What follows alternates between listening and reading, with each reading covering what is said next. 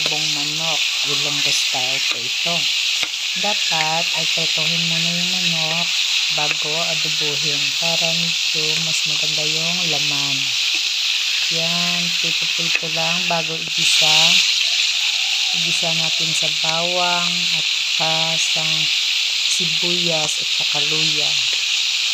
Ang nagpapasarap po sa adobo ng mga Ilonggo ay yung atsueti. Masarap talaga yung adobo pag mayroong atsueti. Nakukuha yung lansa. Yan, gisa-gisa lang tayo.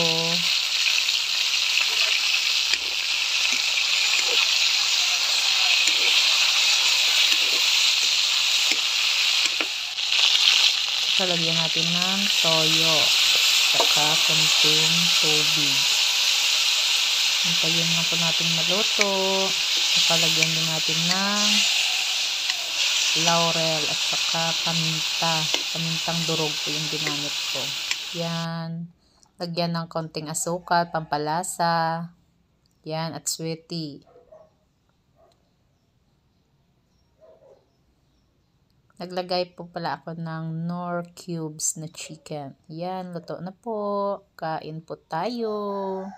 Thank you for watching my videos.